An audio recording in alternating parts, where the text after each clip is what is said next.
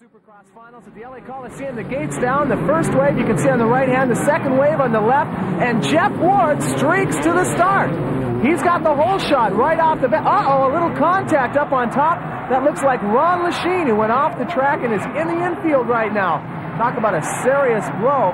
You end up at the back of the pack at the very beginning of the race. It's awful tough to get around 19 other riders to regain the lead, and that's exactly what Lachine will have to do. Now, focus your attention on the leader, Jeff Ward, number 2. This year, he was crowned not only the champion of the 250cc outdoor circuit, but he was also the champ of the year-long Supercross circuit here in motocross. And at the end of the first full lap, the green flag is out. Jeff has got himself a comfortable full 1 second lead. Back behind him, the very first guy who was caught sandbagging, that's Johnny O'Mara on Team Honda. Back down the peristyle, 90 feet from top to bottom, the only place in the entire country where we have an uphill and downhill. And there you can see our two front runners as they're working on lap number 2 of a 20-lap main event. It's this race here upon which all of the marbles are thrown out. The points, the money, and of course all of the prestige, not to mention the first ever Rodeo Cup.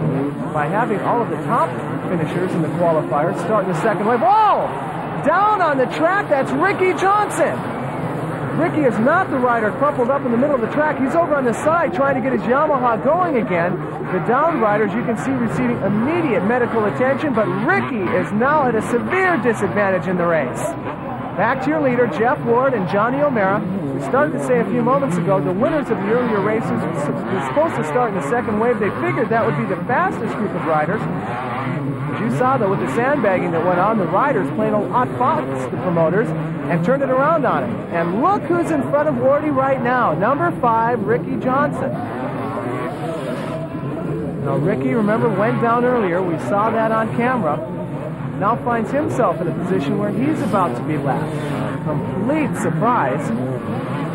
Ricky went down because he had simply no place else to go on the track. He had got a fair start and was moving his way up through the pack pretty nicely, but when somebody falls down right in front of you, well, very frequently you don't have much choice in the matter as to where you're going to land.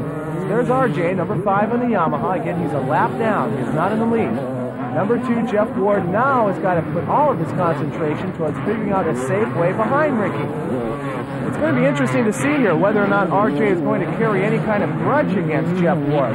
Here they are going into a corner, and even though Ricky is a lap down, it doesn't look like he's giving Jeff any slack in that corner at all.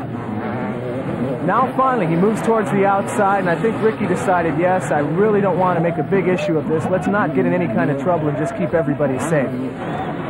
And the white flag is out. We're on the last lap of the race, and now this is going to be the final opportunity that Johnny's going to have to take this away. Wouldn't it be something if Jeff Ward were to lead every single lap of this race except for the last one? Well, that's the idea that Johnny O'Mara has in the back of his mind right now. As you can see, the Coliseum scoreboard reminding the 50,000 fans here that there's just one lap left.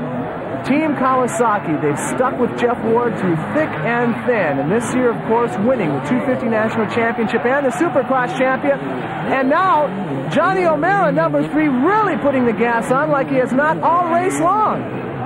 O'Mara is closing to within a bike length and a half, drops down to 2 bike lengths over the whoop-de-doos.